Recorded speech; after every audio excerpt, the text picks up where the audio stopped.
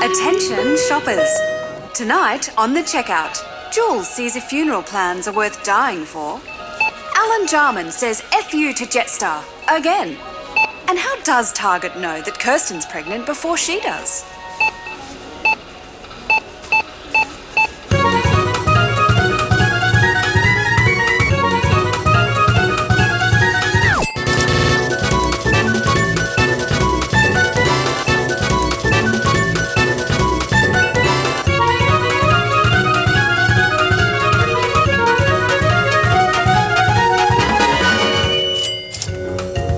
But first, Craig Rucastle to the dairy section.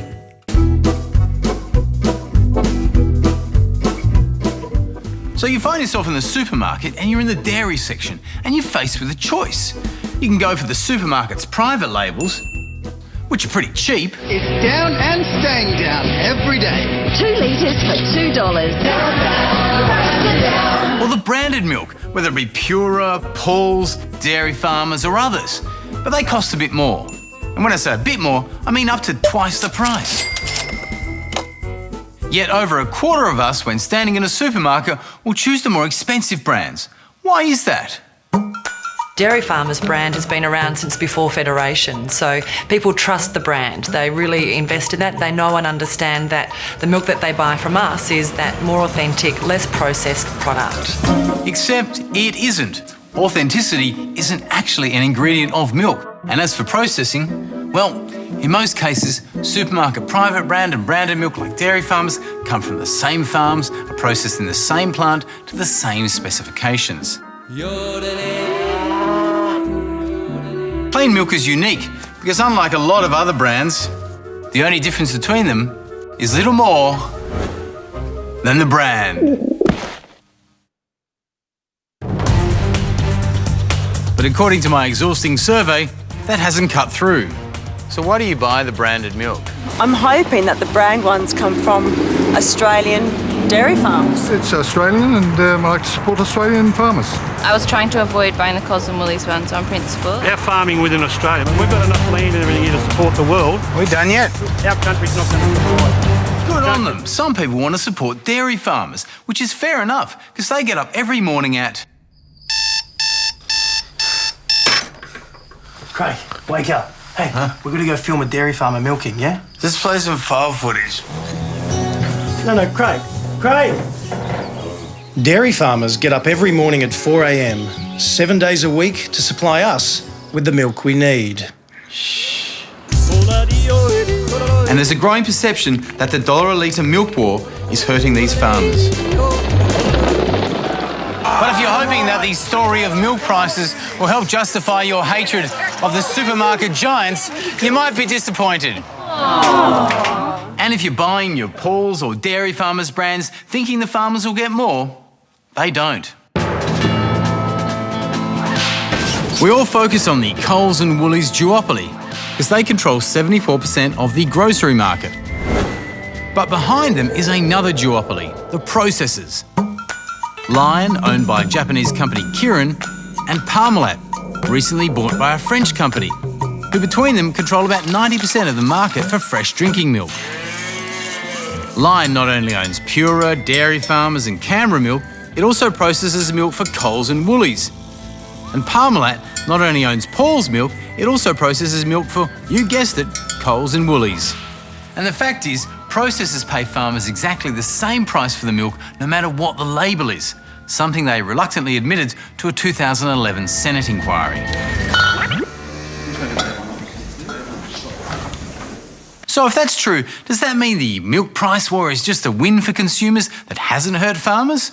That's certainly what Coles claims. If you look at the retail price of 2 litres of Coles brand milk, on average, Coles' share fell from around 55 cents before the price cut to just 10 cents afterwards. The processor continued to get around $1 and the farmer's share increased a little from 86 cents to around 90 cents. Wow, so they cut their profits just to help us. They are so nice. Actually, idiot, they've done it to lure us into their shops so we buy more stuff. But if they have cut their own share, then what's all the fuss about? It may surprise you, but this ad campaign, based on staff pointing at your genitals with big red hands, has actually helped change consumer expectations about what milk should cost.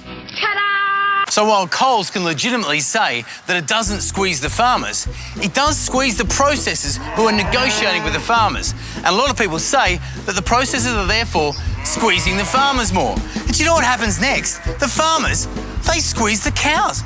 Seriously, it's like they're pulling the boobs or something. Somebody's got to make this stop. That's just milking a cow, you idiot. Yeah, I grew up on a farm. I'm so smart. So all that squeezing, that's how Coles and Woolies are shafting our farmers. But it's still not that simple. That may be true in Queensland, where all of the farmers' milk goes into fresh milk. But in the rest of the country, the dairy industry is also the cheese industry and the powdered milk industry and the yogurt industry. And almost half of what comes out of cows is exported. So farmers' milk prices are set by global factors like the price of the Australian dollar and especially competition from New Zealand. So if we want farmers to get more money for their milk, we could, I don't know, stop mining to bring the Australian dollar down. Or blow up New Zealand. Just say the word.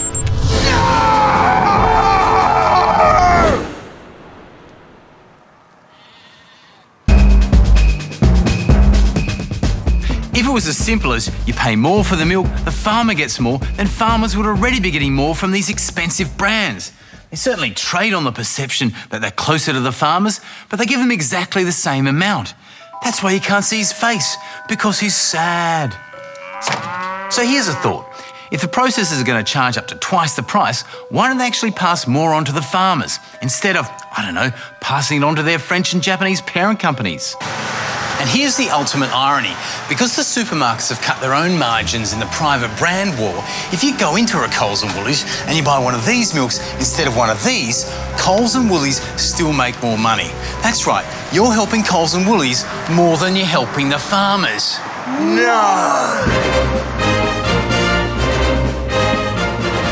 So as a consumer, if you really want to help farmers, is there anything you can actually do? The answer is yes. But you're probably going to have to pay more. Just make sure you're paying it to the right people. And that means farmers' collectives that are still owned by farmers, like Norco or organic dairy farmers. There are also groups that deliver directly to consumers from farmers, like Aussie Farmers Direct. And try to buy dairy products that are made from Australian ingredients, because that also keeps demand for Australian milk high. Or just pay the farmer and drink it out of the teat yourself. Is this permit free?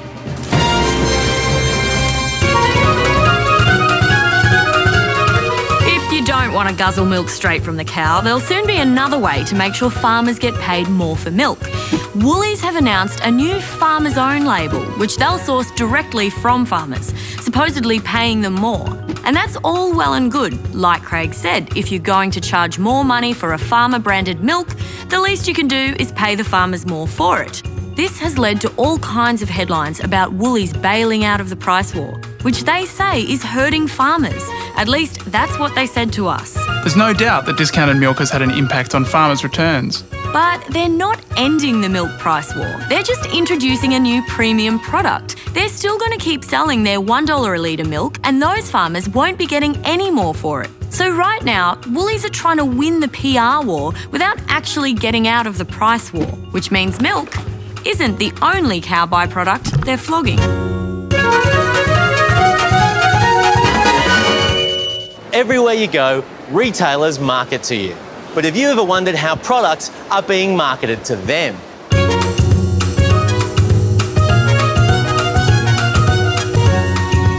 This is Convenience World, and this is Professional Beauty, two of the trade mags that advertise products directly to retailers. And ads pitched at retailers are very different to ads pitched at consumers. Take ASAP Skincare. They tell us the ASAP range is designed to make costs affordable. But they tell retailers ASAP offers stockists an excellent margin with 100% markup. Smiths describe their chips to you as extra crunchy. But to retailers, they're described as extra crunchy, extra profits. And finally, slushy machines aren't really marketed to you at all, but they receive full-page ads in retail magazines, and here's why. over 980% markup per serve. Nice stitch-up, voiceover guy. Thanks, you bald idiot.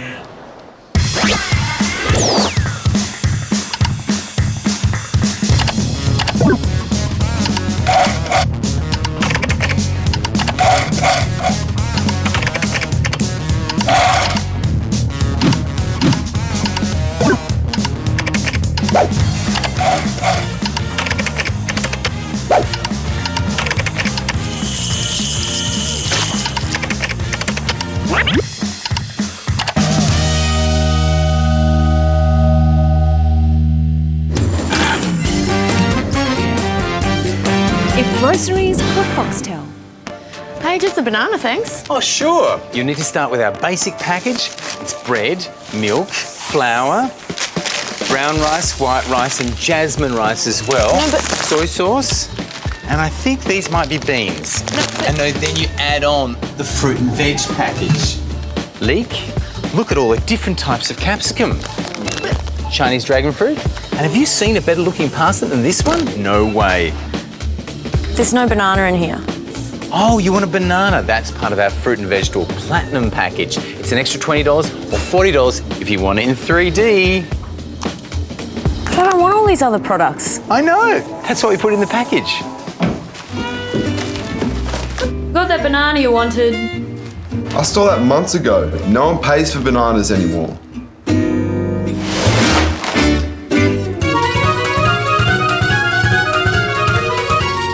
I don't know why, but lately I've been thinking a lot about death. Funerals can cost anywhere from $4,000 to $15,000. I wouldn't want to burden them with my funeral costs. Choosy lets you choose funeral insurance with confidence and costs no more. That's why I bought funeral insurance.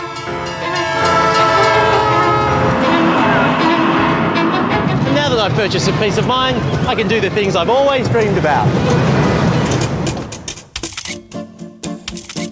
Like calculating what a $6,000 funeral can actually cost you if you buy it using funeral insurance. Actually, dying early is a great way to get value for money from funeral insurance. Looking after my family is very... But if you're thinking about paying for a funeral in advance and don't want to be a financial burden to yourself, remember that the product you see advertised the most... Luckily, I found Choosy. ...isn't the only option. Nice shirt. A prepaid funeral lets you stipulate what type of funeral you want.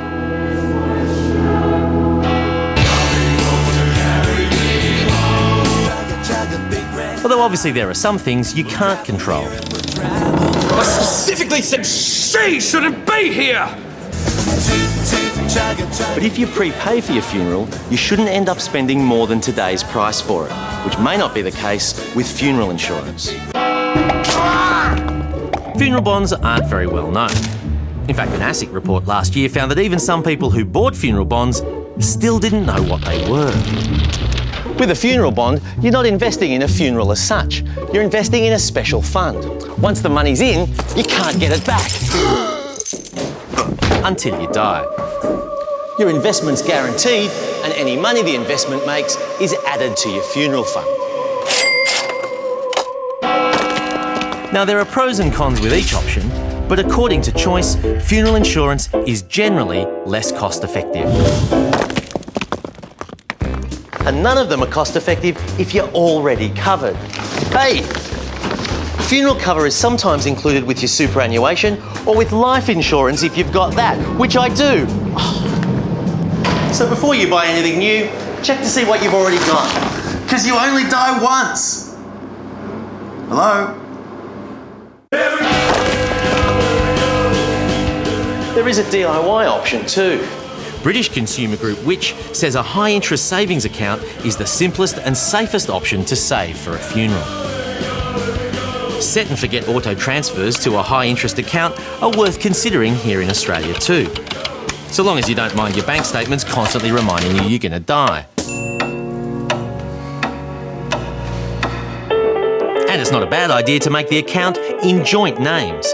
That way when you die, the other signatory can access the money easily. Thanks, Grandpa, but it's only for my funeral, okay? Hooray! Off to the party! So remember, if you're thinking of paying for your own funeral, it's worth doing a bit of research, even though that's a hassle. Otherwise, you might be digging a hole for yourself. Which incidentally is the cheapest option of all.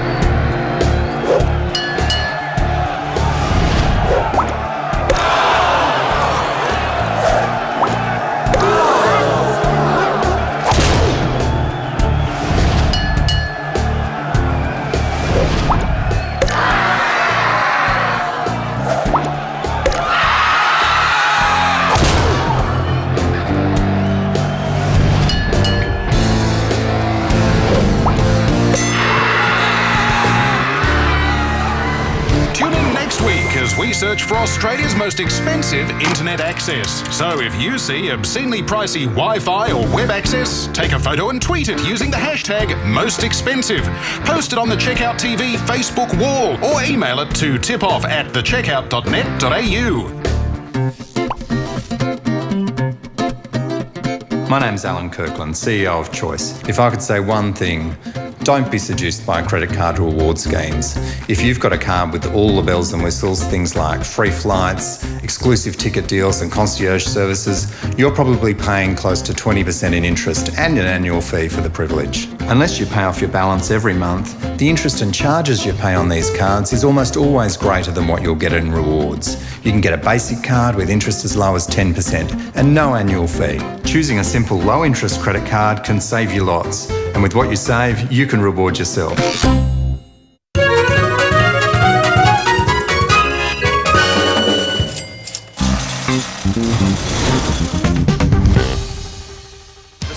Back in the old days, advertisers had to speak to everybody to reach the few interested in their product. From the dairy case, Woolies orange drink only $1.39. Smile at the 50-cent saving. But today, companies can reach us directly with the right offer at the right time. Anyone can have a full head of hair again, guaranteed. So stop worrying about hair. Even if we don't know it yet. Right now, in Australia, some retailers automatically offer us personalised vouchers based on what we've just rung through the checkout. 50% off TV props!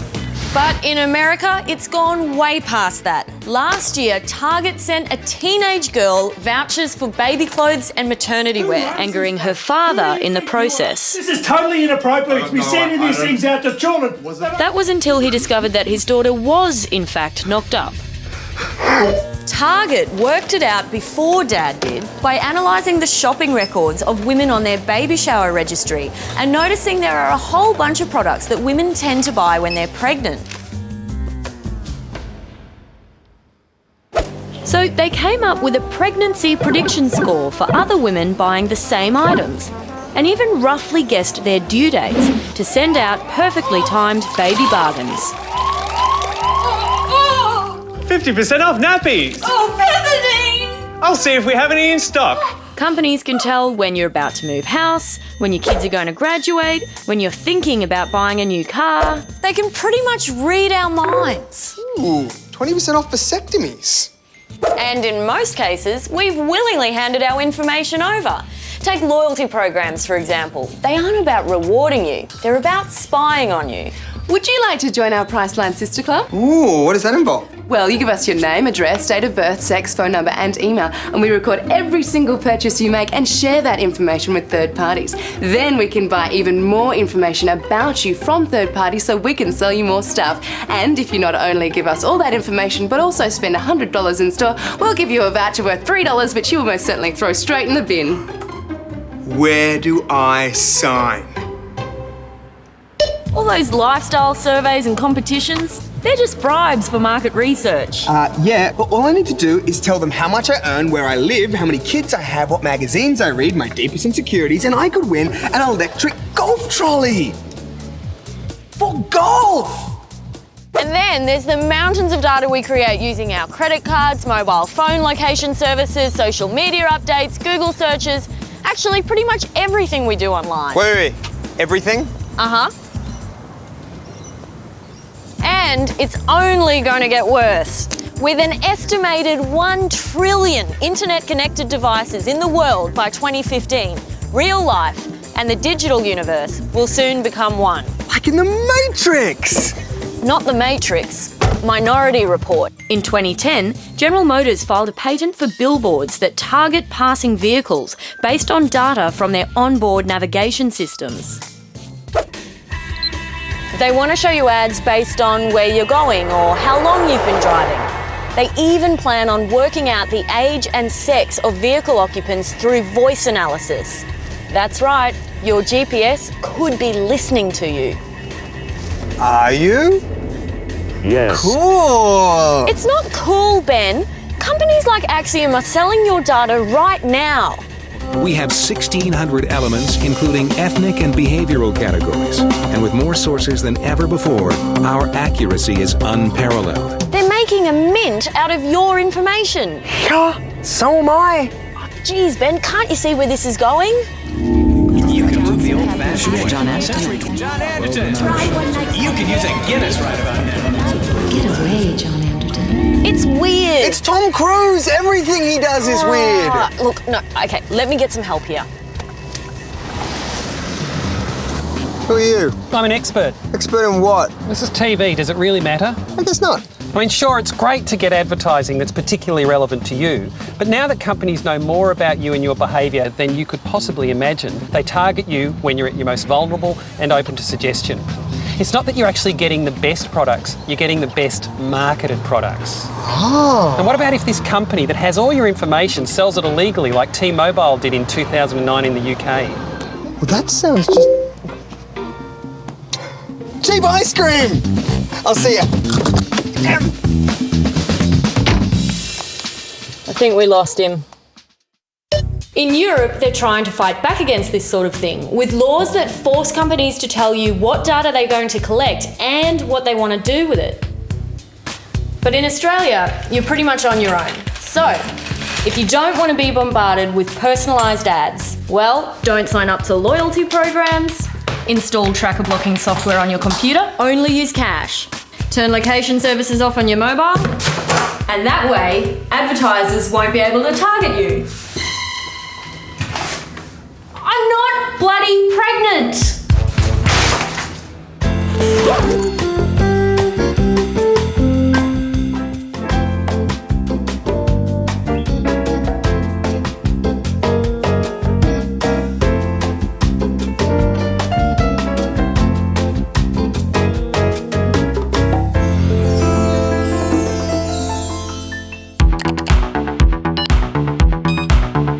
People are using FUtube to raise all sorts of issues, like Andrew's gripe with Origin Energy's solar panel credits. To actually get my hands on the money, each time I get the credit, I need to send them an email with my BSB and account number requesting that they transfer the money across. They can't do it automatically for some reason.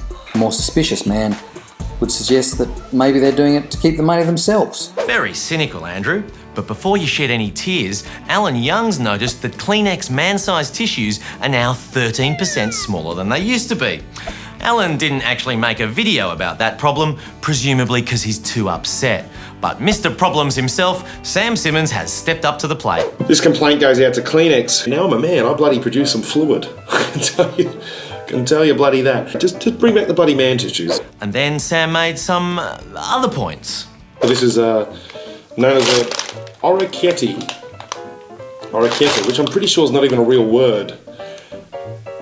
It should just be called like pasta half cups or something like that, just something that would, I can understand. Why would you, not in this day and age, you write fagioli on a can? Thanks, Sam. We'll pass on your concerns. Go again, Jules. Thanks, Sam. We'll pass on your concerns, but for what it's worth, Kleenex tell us that the reason for man-sized shrinkage is that even people who like big tissues want smaller boxes. Still, Pointless gendering and mysterious product downsizing are real consumer issues, and they're ones we'll be coming back to on the checkout. So if you see some examples, please send them in.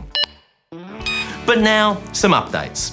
2 weeks ago, we featured Alan Jarman's YouTube video about Jetstar credit card fees. The credit card charge for each $9 ticket was $8.50. We were a bit critical of Jetstar then, but tonight we want to praise them. Because soon afterwards, Alan got a very charming personalised email from Jetstar saying, "Dear Alan Jarman, your Jetstar travel voucher is attached. With compliments, Jetstar Airways." What a top bloke no reply voucher is.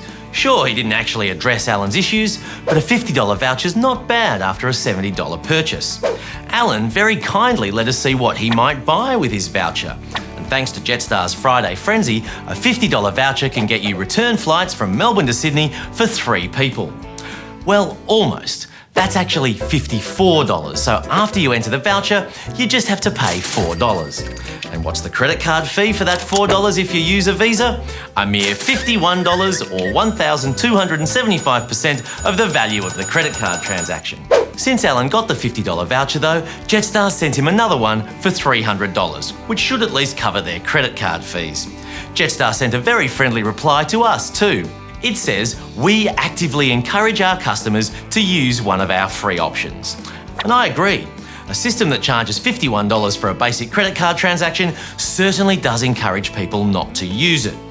But did they answer the question, what relationship do Jetstar fees have to the actual cost of credit card transaction? No. Or does Jetstar think its credit card fees are reasonable? Nope. What about, is Jetstar complying with the Australian Consumer Law prohibition on misleading representations about the price of services? What do you think? How about this one? Why does Jetstar charge a credit card fee per person per ticket when in fact there's only one transaction? They say Jetstar does not have a credit card surcharge. We have a booking and service fee for some bookings. So there you have it. That surchargey kind of thing that Jetstar slugs you with if you use a non-Jetstar credit card is actually a booking and service fee. And that's why when you make one payment for 3 return tickets, Jetstar charges the fee 6 times. There's a word for that. Scam. That's it for FUTube for another week. Please send us more contributions. They're all welcome, no matter how big. Get your act together, toothpaste manufacturers of Australia. Or small. You're serving sizes of garnish. It's too much. Like, I only need that for the day, but I have to buy like a large packet of herbs.